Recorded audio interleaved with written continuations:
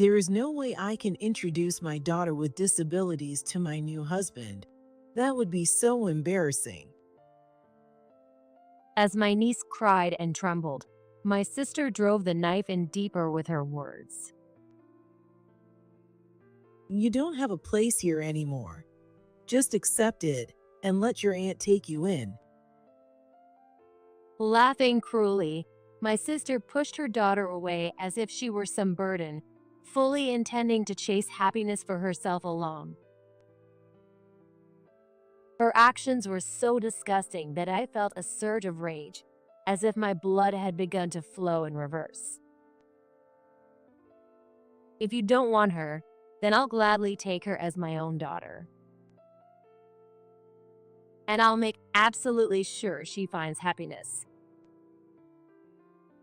One day, my selfish sister will be so jealous of how happy she is, she'll regret everything. I'm Monica, a 30-year-old single freelance writer. I'm an independent spirit, and living as a freelancer, without bosses or corporate nonsense controlling me, this has been the best decision of my life. Because of that, I've never had any interest in getting married. I make enough money to support myself comfortably, and I was living a relatively happy single life, or at least I thought I was. Today, like any other day, I was glued to my computer screen, working on an article I had recently taken on. As I focused, my phone, which was sitting next to my laptop, suddenly vibrated with an incoming call. When the name Rachel popped up on the screen, I couldn't help but mutter, "Oh no." Her again. Like I was picking up something filthy, I hesitantly grabbed my phone. Lately, the one constantly pestering me with calls was my younger sister, Rachel. She's 28 now. 7 years ago, she had a child on her own and has been working hard as a single mother ever since. Or at least, that's what I thought. It turns out she's been living her life in a pretty selfish way. Her daughter, Holly, who is now 7, was diagnosed with a developmental disorder. She's had a tough time fitting in at school, and lately she hasn't even been attending. Desperate for someone to vent to, my sister started calling me every day, dumping all her frustrations about Holly on me. Of course, I had no desire to answer those calls. But if I ignored her, she'd just keep calling over and over, making it impossible for me to focus on work. So with no other choice, I finally picked up. The moment I did, my sister unleashed another rapid-fire rant about Holly. Hey, isn't Holly right there with you? Do you really have to complain so loudly? It's fine. She's cleaning the bathroom right now. She can't hear a thing. Oh, she's helping out. That's great. She doesn't go to school, so it's the least she can do. After she's done with the bathroom, I'll have her clean her room too. You don't have to pile so much on her. I mean, she's probably already struggling since she doesn't fit in at school. Maybe she should see a counselor or something. Oh, shut up. I have work, you know. I'm barely holding it together, working my butt off to support the two of us. I don't have time to waste on Holly. Rachel works at a bar in the neighborhood, mostly at night. No matter the job or the hours, raising a kid on your own while working is impressive. But maybe because she works nights, she never wakes up in the morning, lounges around all day, and never does any housework. The place is always a mess. Sure, Holly might have had trouble fitting in at school, but maybe being in that kind of environment didn't help either. And yet, I've started making Holly do housework, so I finally have a little more breathing room. But there are still so many things she can't do. She's completely useless. hey, she's only 7. What are you saying? She might already be emotionally drained, and you're making her do all the housework on top of that. Just shut up already. You don't even have kids. And besides, the reason Holly can't go to school is because she's just like you. Excuse me. I was caught off guard by Rachel suddenly blaming me. What the hell is she talking about? You've always been so selfish and carefree, doing whatever you wanted. Even now, you're just drifting around without getting married or having kids. The more I think about it, the angrier I get. Why should I be the one dealing with the consequences of you being a failure? Isn't that a bit of a stretch? No, it's not. If Holly had taken after me, she'd be well adjusted, responsible, and loved by everyone at school. But because she turned out like you, I ended up as the mother of a kid who won't even go to school. This is the worst. Rachel was ranting like she had just discovered a new excuse to avoid responsibility. I wanted to call her out that she might have had a kid, but she's still an unmarried mother herself. But saying that would only make things worse. I could handle being falsely accused, but the thought of Holly hearing all this from the other room made my stomach churn. If Rachel was forcing housework on her and making her listen to this kind of cruel talk every day, just imagining it made my chest tighten. Then suddenly, Rachel's tone brightened as she threw out a ridiculous suggestion. Oh, I know. Monica, why don't you come over for a bit? Keep an eye on Holly. And if you get the chance, try to get her to go to school. Me? You're just as selfish and free-spirited as Holly, so maybe you can handle her. I work at night, so mornings are brutal for me. But you're a freelance, right? That means you have a flexible schedule, so you should help out. Right. Rachel was tossing out her irresponsible ideas like they were brilliant. Just because I'm a freelance doesn't mean I'm not busy. She really only sees things from her own perspective. I was getting more and more worried about Holly, stuck living with a mother like this. Fine. I'll come by and check on her for now. I've been worried about her staying home alone while you're at work anyway. Okay. Hurry up and get here. Honestly, I've always been annoyed that you get to make easy money without even going to an office. But I guess you're useful in times like this. Rachel had always been this blunt. I was used to it by now. More than that, I was more concerned about Holly being neglected and burdened with housework. So, I headed straight to Rachel's house. Little did I know that my decision that day would only encourage Rachel's arrogance and set off a chain of events leading to complete disaster. Oh, finally, you're here. Holly, Aunt Monica's here, so I'm heading out. Have some toast and jam and eat that. Don't even think about leaving the dishes unwashed. And when you're done, gather all the trash in the house and leave it by the front door. Oh, and before you take a bath, clean the toilet too.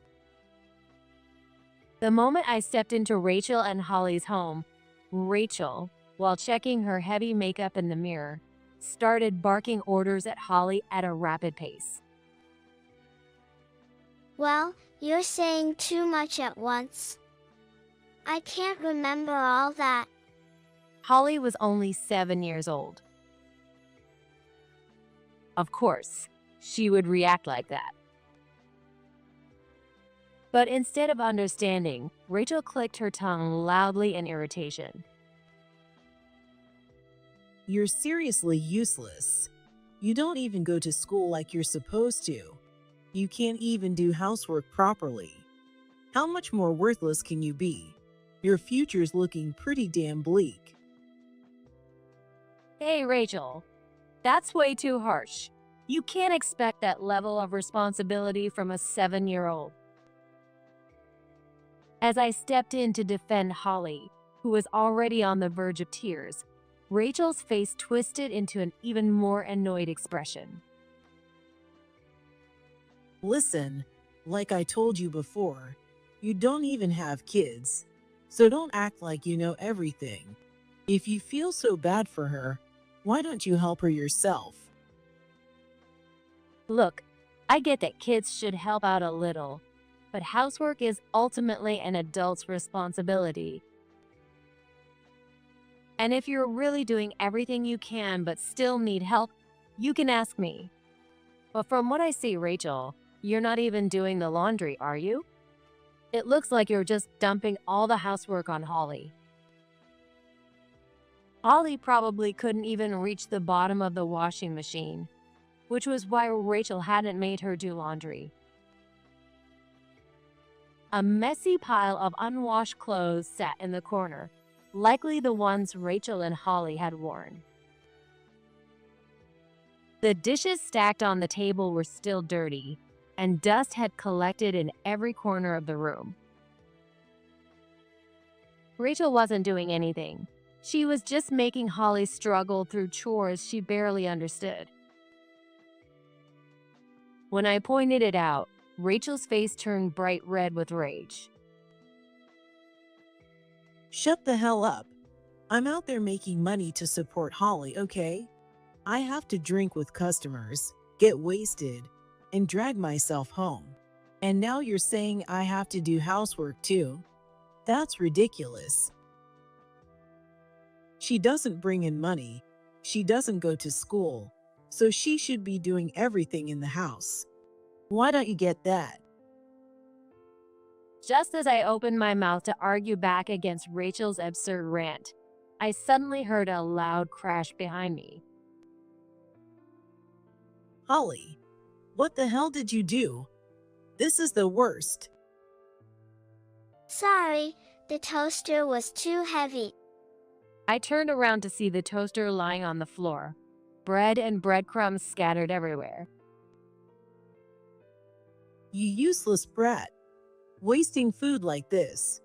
If it's not cleaned up before I get back, you're in big trouble. Sorry. Even though Holly was already crying, Rachel just kept yelling at her with a terrifying expression. Wait, Rachel. She didn't do it on purpose, and you can still shake off the bread and eat it. Besides, maybe cooking is still a bit too hard for Holly. You could just do it yourself or even get food delivered. Are you seriously telling me to spend more time on Holly? She's the one who's messed up. So why the hell do I have to try harder? Rachel suddenly shrieked hysterically, making both Holly and me freeze. Seeing our reaction, she scoffed, grabbed her bag, and stormed toward the door. This is so damn frustrating. Listen up. You better have this mess cleaned up. With that, she slammed the front door and left for work. I had suspected she wasn't really taking care of Holly, but I didn't think it was this bad. Holly, did someone say anything to Mom? My teacher called. They talked for a while, and then Mom got really mad and said I didn't have to go to school anymore. Holly answered while quietly picking up the breadcrumbs. Her teacher had probably called out of concern. And Rachel, just like now, had lost her temper. Watching my little niece wipe her tears with the back of her hand as she picked up the breadcrumbs like it was nothing, I felt my own eyes well up. So, I made toast for her, scrambled the last few eggs in the fridge, and put together a simple meal. As Holly ate, we talked, trying to get a better sense of what was really going on. According to what I learned from Holly, even before she was diagnosed with her disability, she struggled with her appearance and often felt out of place in class. On top of that, her naturally reserved nature made it even harder for her to fit in, leading to a pretty rough time at school. Her teacher, noticing her struggles, managed to call Rachel to the school for a discussion. But Rachel didn't like being given advice and ended up telling Holly she didn't have to go to school anymore. Oh, this is really bad. After making sure Holly took a bath and got ready for bed, I couldn't help but glance around at the messy room, deep in thought. If Holly stayed in this environment, her mental state would only get worse. She was already being deprived of an education. At this rate, she'll never be able to have a job in the future. There was no way I could just sit back and let that happen as her aunt. I decided that I'd step in and support her as much as I could while Rachel was out. Maybe if I took some of the burden off Rachel, she'd have more patience and be a little kinder to her daughter. So, starting the very next day, I began visiting Rachel's house right before she left for work, spending time with Holly. I cooked her meals, did the laundry and cleaning, helped her with her bath, and stayed with her until she fell asleep. Then, while waiting for Rachel to return, I worked on my laptop. It was exhausting, but as Holly started smiling more and more, all my fatigue melted away. And since I kept the place clean, Rachel must have found it easier to live in too. But still. Do you think Mom's not coming home again today? I don't know, I've been texting and calling her, but not long after I started taking care of Holly, Rachel stopped coming home even after work. She'd randomly show up once every 2 or 3 days, grab the clothes I had washed and folded, take some makeup, and leave again. Whenever I managed to catch her and ask where she was going, she'd just brush me off with, "Work's been crazy," like some overworked corporate employee. Maybe it's time for me to storm into her workplace and give her a piece of my mind? As I made my half-joking, mostly serious remark, Holly let out a small laugh. And just then, the front door swung open, and a cheerful voice rang out. "I'm home." Mom, welcome back. To Holly, Rachel was still her one and only mother. But Rachel barely acknowledged her daughter's excitement. Instead, she casually pulled a beer out of a convenience store bag, popped it open, and chugged it down. I have some great news for you, too. Rachel beamed at us, clearly in a celebratory mood, while Holly and I exchanged confused looks. What's with this sudden visit? At least hear our update first. Holly finished all the worksheets her teachers sent over.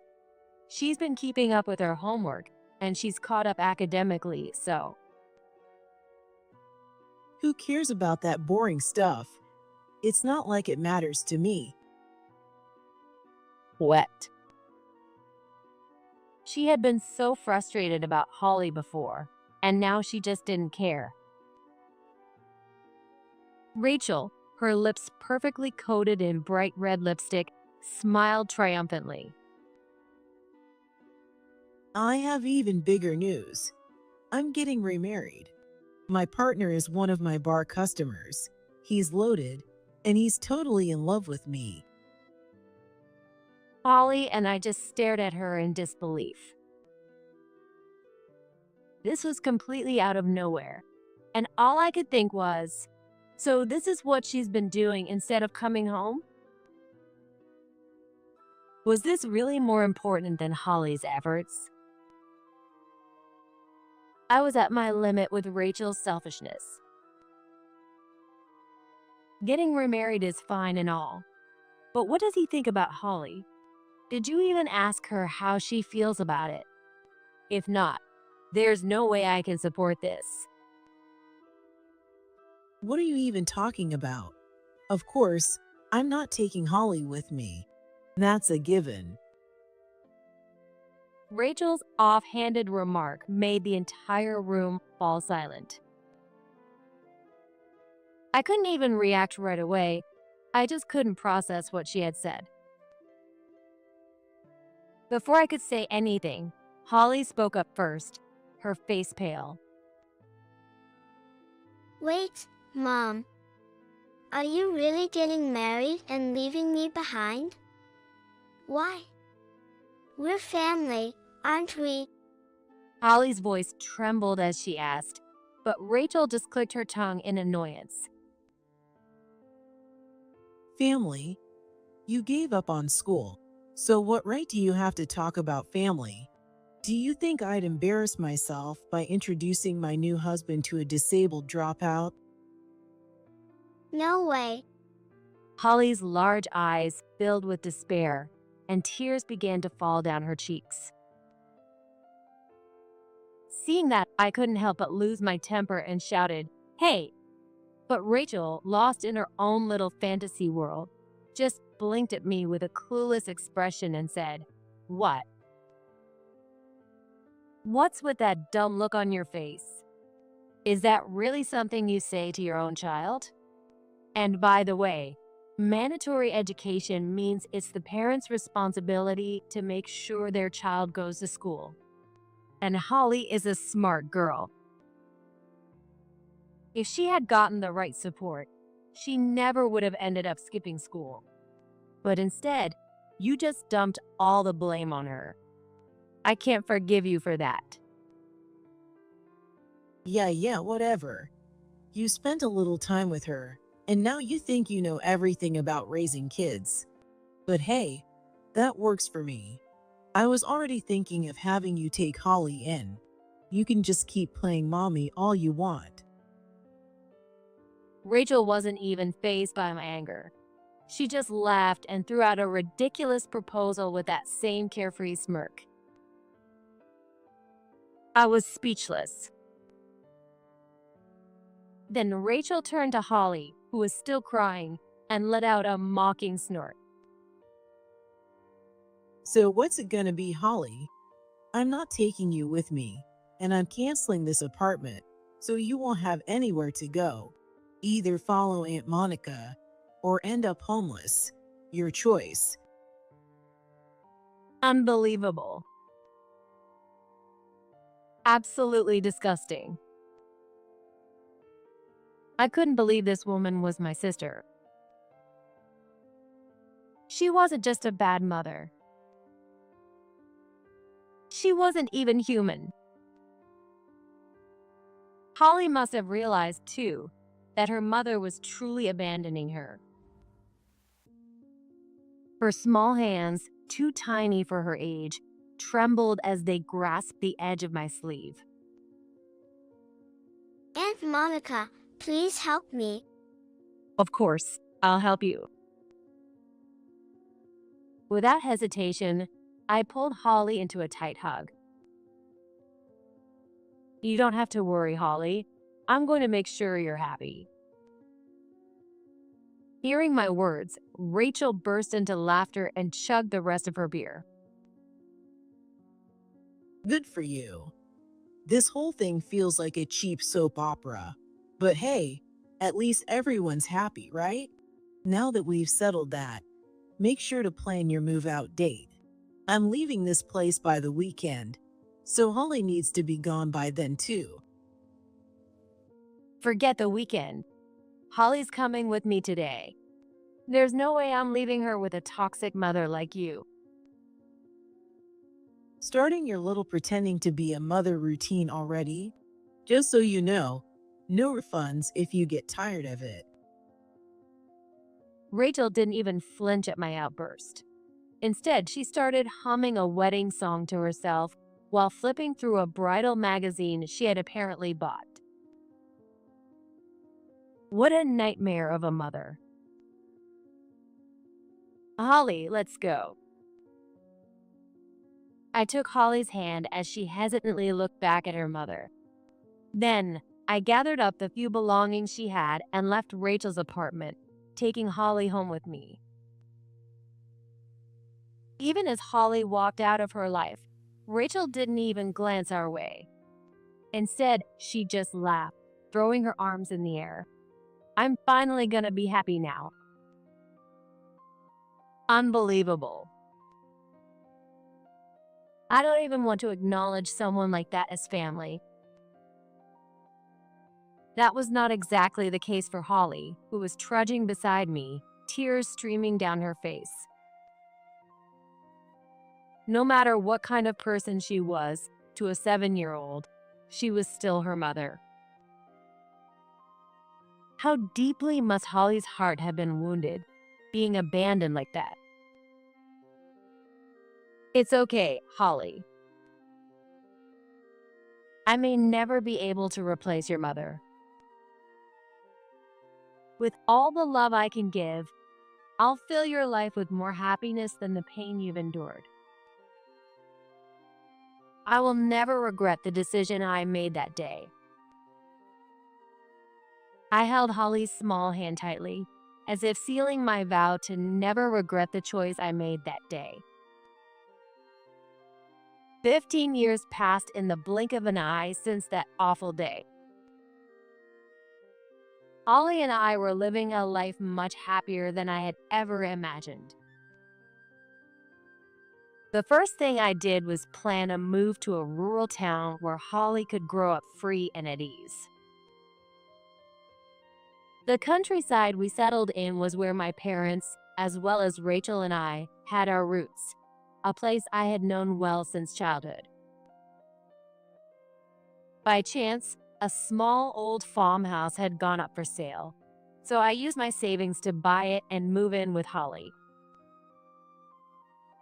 Since my job only required an internet connection, I had no trouble working remotely. The house had a small vegetable garden, and since I enjoyed working outdoors, I started growing seasonal produce to help with household expenses. And as for Holly, her new school was small, with a relaxed and nurturing atmosphere. Surrounded by friendly classmates, she quickly came to love going to school. After school, she would either run around outside with her friends or help me in the garden.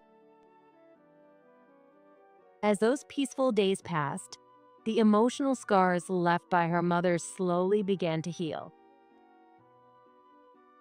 Now Holly is 22. She graduated from college this summer and is now working as a freelancer, just like me. Sometimes she has projects that require her to go to New York. When that happens, she drives herself to the station and takes the train into the city. And every time, I can't help but tear up thinking, I can't believe how much she's grown. I'm so happy. At 45, I may seem like a lonely woman with no romantic prospects to the outside world. But there's nothing more precious to me than the joy of living with my wonderful niece. I think that from the bottom of my heart as I harvest another batch of perfectly grown broccoli this year. But our peaceful life was about to be disrupted. One weekend, Holly announced, "I'm taking the day off today," and went to check on our vegetable garden. I decided to take it easy with her. Monica, the cabbages are full of holes from bugs. Hearing her call, I stepped outside. Oh wow, they've really been eaten up. And they were just about ready to harvest too. As Holly and I were checking on our garden, we suddenly heard a strangely high-pitched voice calling out from a distance, "Hello." Holly, it's been so long. Wait, Mom? Unbelievably, Rachel, my sister and Holly's biological mother, was walking up the path to our house. For 15 years, she had never once tried to visit Holly, never shown the slightest interest, no matter how many times I updated her. Holly, I've missed you. I'm here to take back my beloved daughter. Your aunt hasn't been overworking you, has she? You must have been so lonely. Let's go home together. Rachel, her eyes wide with excitement, rushed toward Holly, practically out of breath. There was a desperate intensity in her voice that didn't seem normal. Feeling a sense of unease, I instinctively stepped between Rachel and Holly. Is that really all you have to say after showing up out of nowhere? Have you forgotten what you did to Holly 15 years ago? A woman who isn't even her mother has no right to butt in. That was ages ago, and it doesn't matter anymore. Listen, I knew that sooner or later you'd get a man and start seeing Holly as a burden, so I came to get her before she gets hurt. Let's go, Holly. Come home with me. You've got some nerve. While I stood there, stunned by her audacity, Rachel grabbed Holly's arm and started yanking her toward her. Hold on a second. Why are you suddenly trying to take Holly back? I just told you. I came to get her before you start treating her like an inconvenience. Then why didn't you come for her sooner? I wanted to, but I had a lot going on. As Rachel and I argued, Holly suddenly yanked her arm free from her mother's grasp with surprising force. Stop it. You just want to use me now that I'm famous. I know exactly what you're after. Well, Rachel flinched, clearly caught off guard by Holly's accusation. I nodded in agreement with Holly's words. Rachel had no interest in the daughter she abandoned until now. am I using you? That's ridiculous. Rachel forced out a nervous laugh, but Holly glared at her coldly. Then Rachel suddenly snapped, like she had nothing left to lose. I'm Holly's mother, no matter what anyone says. What's wrong with showing that off? Rachel quickly pulled out her phone and huddled up next to Holly. Come on, let's take a mother-daughter reunion selfie. This will blow up on social media. The famous singer Holly, raised by her aunt after being taken from her mother, finally reunites with her real mom in a touching moment. And then, boom, I get famous too, and the money starts rolling in. So that was it. Rachel wasn't here for Holly. She was here for her fame and wealth. Ever since we moved here, Holly had shown a natural talent for music. She was always singing whenever she had free time. At school, she amazed everyone by playing the organ and piano effortlessly, and one of the neighbors even gifted us a piano they no longer used. That's when Holly's talent truly blossomed. She started writing and composing her own songs, uploading videos online without showing her face. Her music took off instantly. She had remained anonymous for years, but after graduating college, she finally revealed her face. With her friendly smile and natural charm, her popularity skyrocketed. We always knew people with bad intentions would start showing up, but I never expected Rachel to be the first. Holly, follow me back on social media. Let's become a famous mother-daughter duo and live a luxurious life together. Rachel took multiple selfies with Holly, satisfied as she tapped away on her phone. Everyone's gonna freak out when they see this. This is my big break as an online influencer. Oh, and your aunt's about to get dragged all over the internet too. An unmarried, childless woman who stole a daughter from her real mother. Hey, how could you say that about Aunt Monica? Holly, furious, tried to snatch Rachel's phone away, but Rachel just cackled. It's already posted, so it's too late. Now, let's go, Holly. If you stay with her, your fans will turn against her once they know the truth. They'll demand that you be returned to your real mother. Maybe I should expose your aunt's face too?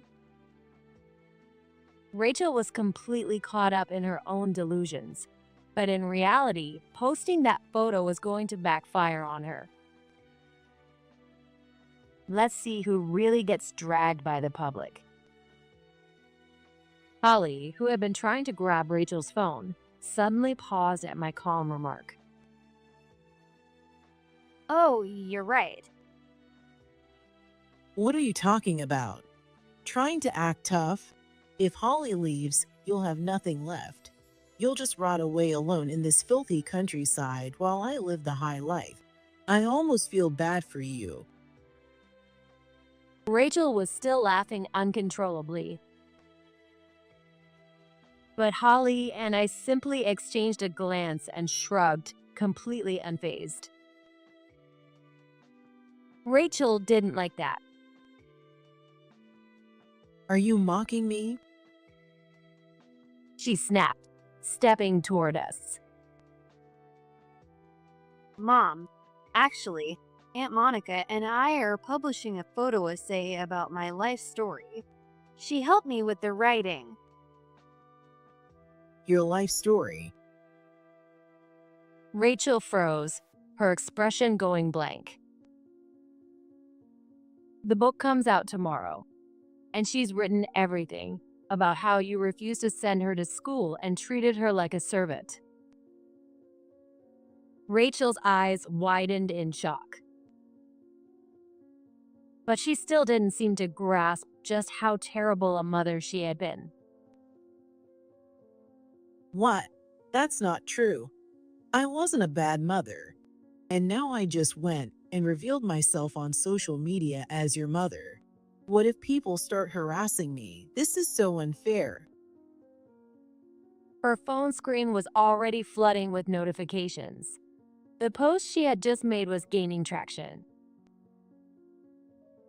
Right now, the response might be positive, but tomorrow, when Holly's book is released. You brought this on yourself. You abandoned Holly and only came crawling back when it suited you.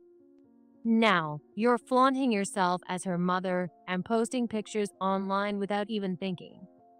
I want to respect Holly's wishes, But I don't ever want someone like you calling herself her mother. Same here. Aunt Monica is the one who raised me. You just gave birth to me. I will never go with you. And don't ever show your face here again. Rachel barely seemed to be listening anymore, too distracted by her phone notifications. Rachel stomped her feet in frustration, glancing between her phone, which kept receiving notifications, and our angry faces. This is such a pain.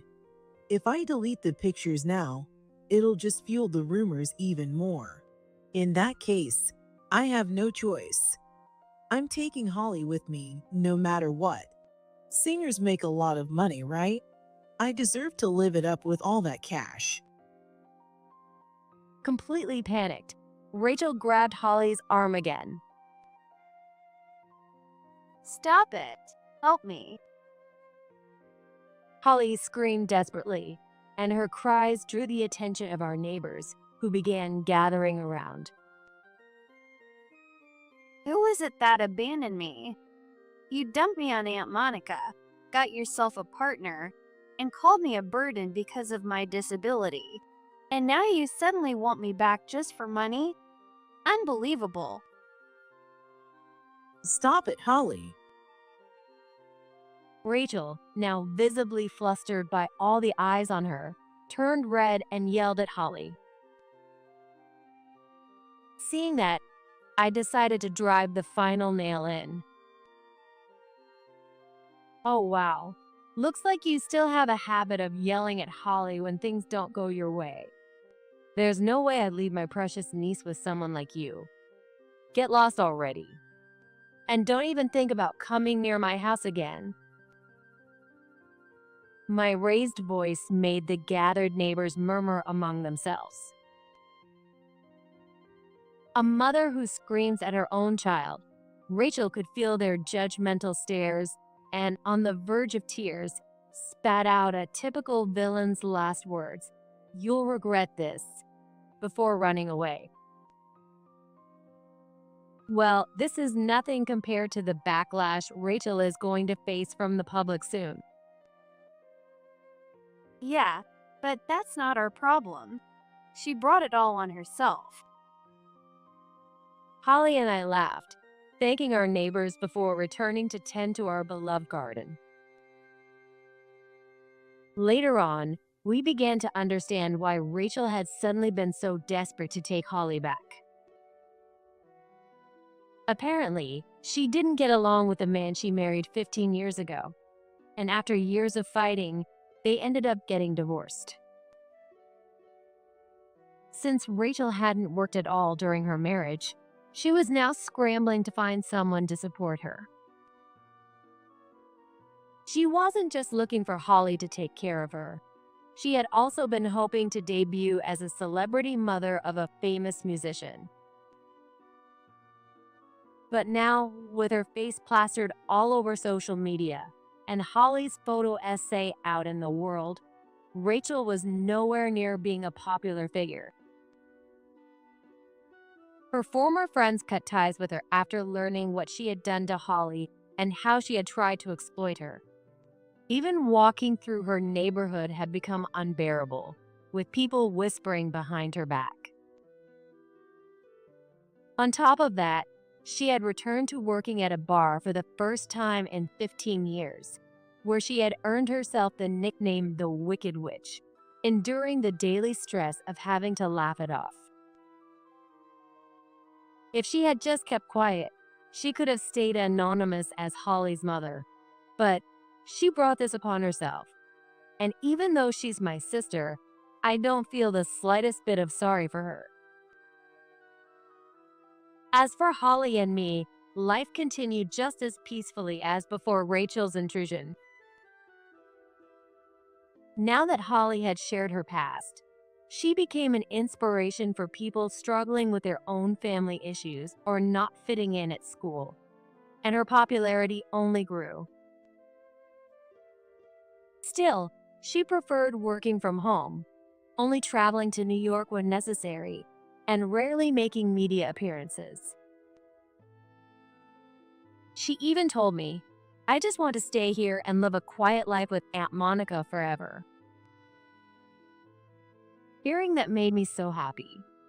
But as much as I loved having her here, I also wanted Holly to go wherever she wanted, to find whoever she wanted to share her life with, and to live freely.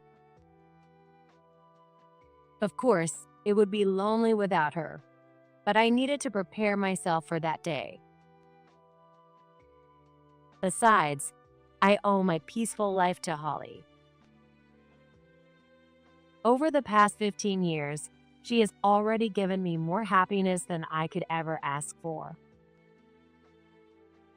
For now, though, she still wants to stay here, and there's no reason to rush her out.